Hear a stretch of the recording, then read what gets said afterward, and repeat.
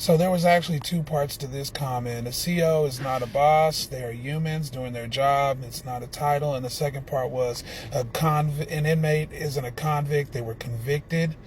They are humans. It sounds demeaning. And listen, I get it. To a person that's never been in prison as a correctional officer or as an inmate, it will sound very demeaning. It got a real fucking, it got a real 1800 vibe to it, right? I mean, it does. And, it probably goes back to like the history of the prison systems and how a lot of things haven't changed.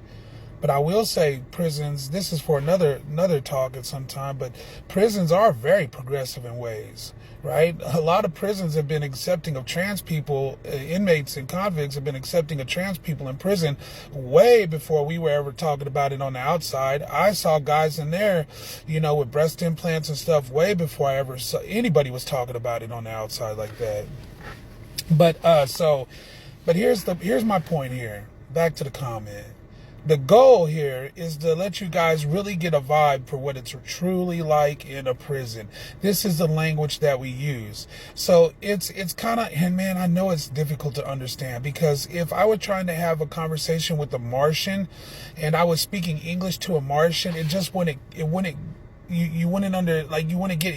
to speak Martian to a Martian to really feel the vibe and the culture and understand where they're coming from and stuff. And listen, if you tell an inmate that they're not a convict, they're going to disagree with you. There's definitely people out there, there's definitely inmates that say, no, I am a convict. I am not a fucking inmate. And I promise you they're going to tell you that, because it's a culture thing. It's not demeaning. Convict is not demeaning to them. Actually, if I call somebody a convict, that's me in a hierarchy that's higher up than an inmate. I'm giving them props, essentially.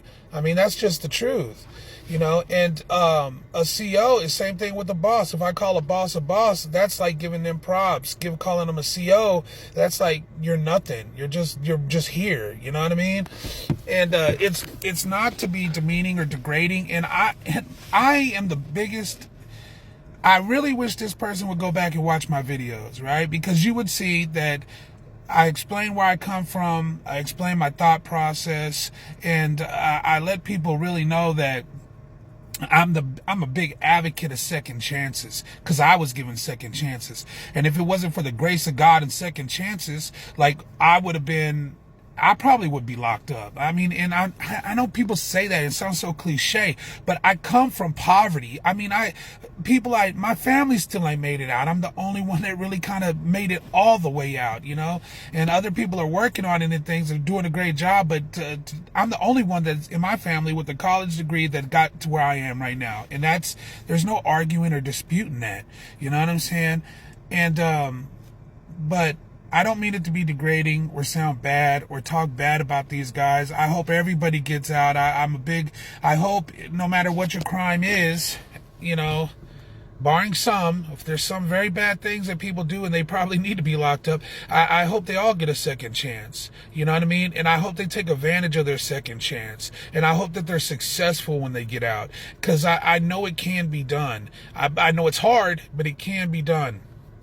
But the goal is just to paint a fair and accurate representation of what it feels like and sounds like and looks like and smells like, and the stress and the tension and, the slapstick that goes on behind the walls. That's the goal, to paint a fair picture for you guys.